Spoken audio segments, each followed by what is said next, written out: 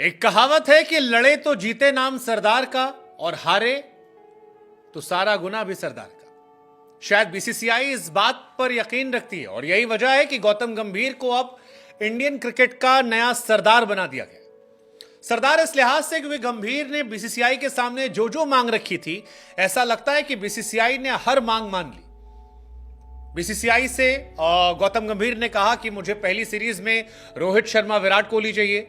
उनको रेस्ट दिया गया था, वापस बुला लिया गया। उन्होंने कहा कि केएल राहुल को हटा दो, शुभमन गिल को वाइस कैप्टन बना दो, बना दिया। उन्होंने कहा कि हार्दिक पांड्या नहीं चाहिए मुझे टी20 में वाइस कैप्टन के तौर पर या कैप्टन के तौर पर, अपने को सूर्या मांगता है। उन्होंने कहा ले लो भाई, सूर्य कुमार यादव तुम्हारा। अब गंभीर का जो कोचिंग स्टाफ है वहां पर भी गंभीर की सारी मांगें मान ली गई है। यानी बीसीसीआई ने यह स्पष्ट कर दिया है कि अगले 3 सालों में जहां पर 4 बड़े टूर्नामेंट है, जिसमें पाकिस्तान में होने वाली चैंपियंस ट्रॉफी, इंग्लैंड में होने वाली वर्ल्ड टेस्ट चैंपियनशिप, उसके बाद टी20 वर्ल्ड कप और उसके बाद ओडीआई वर्ल्ड कप, जहां तक गौतम गंभीर का कॉन्ट्रैक्ट है वहां तक गौतम गंभीर की मनमानी बीसीसीआई मानेगा। लेकिन इसका नतीजा यह होगा कि अगर गंभीर जीतते हैं तो क्रेडिट गंभीर का, और अगर हार होती है तो सवाल, ब्लेम, इल्जाम सिर्फ और सिर्फ गौतम गंभीर का। गौतम गंभीर को बीसीसीआई ने सब कुछ दे दिया, कोचिंग स्टाफ, उनके पसंद का कैप्टन, उनके हिसाब की टीम, केकेआर के वो सभी खिलाड़ी जो गंभीर को चाहिए थे। सक्सेस और फेलियर अब गौतम गंभीर की जिम्मेदारी है। आज एक बड़ी खबर आई कि गौतम गंभीर ने जो सपोर्ट स्टाफ में जिन खिलाड़ियों के नाम दिए थे और जिनके नाम के रिजेक्ट होने की बातें चल रही थी, वो नाम एक्सेप्ट कर लिए गए हैं रिजेक्ट होने की जगह। अगर यह खबर सच है तो बीसीसीआई में गौतम गंभीर कोच रहेंगे। असिस्टेंट कोच के तौर पर केकेआर यानी कि गौतम गंभीर के ही साथी खिलाड़ी बीते आईपीएल के अभिषेक नायर, उन्हें मौका दिया जाएगा असिस्टेंट कोच के तौर पर। दूसरे असिस्टेंट कोच वो खिलाड़ी होंगे जो डच खिलाड़ी हैं, रियान टेंट। आपको याद होगा कि ये केकेआर के जमाने में जब गौतम गंभीर कप्तान हुआ करते थे, उस समय ये टीम में भी खेलते थे और अभी सपोर्ट स्टाफ में थे। इन्हें भी वहां रखा जाएगा।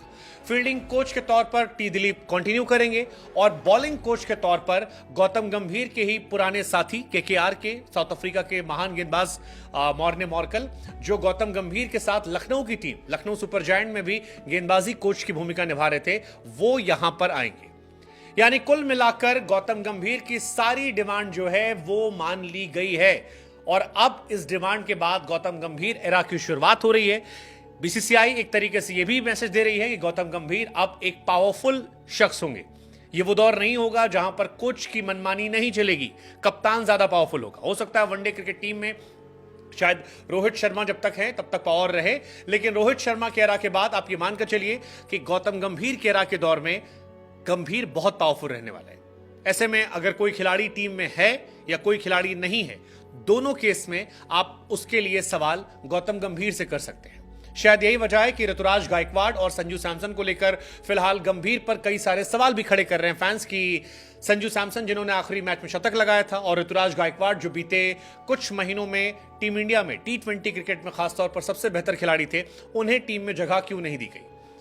यह सवाल इसलिए भी महत्वपूर्ण है क्योंकि गंभीर एक जमाने में संजू सैमसन को लेकर खासतौर पर वकालत किया करते थे। वो अक्सर कहते थे कि अब उसे मौका मिलना चाहिए, वो एक जबरदस्त खिलाड़ी है।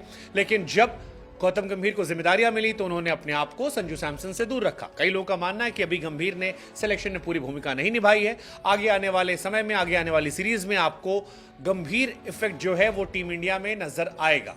लेकिन गौतम गंभीर जिन्होंने 2007 का वर्ल्ड कप जिताया था, 2011 का वर्ल्ड कप जिताया था, 2012-2014 में आईपीएल की ट्रॉफी जीती थी और 2024 में मेंटोर के तौर पर पहली बार केकेआर में जब वो गए तब केकेआर ने भी ट्रॉफी जीती थी। अब टीम इंडिया का भविष्य उनके हवाले है। यहां से जो चीजें बेहतर, उसके लिए आप गंभीर को क्रेडिट दीजिए और जहां पर सवाल, वो आप गंभीर पर सवाल कीजिए। लेकिन हमारा सवाल आपसे एक है कि Champions Trophy, World Test Championship, टी20 वर्ल्ड कप और उसके बाद ओडीआई वर्ल्ड कप, इन 4 मेजर टूर्नामेंट में आपको क्या लगता है कितने ऐसे टूर्नामेंट हैं जहां पर इंडिया का झंडा लहराएगा और ट्रॉफी हमारे पास आएगी? क्या सोचते हैं आप? हमें कमेंट सेक्शन में बता सकते हैं।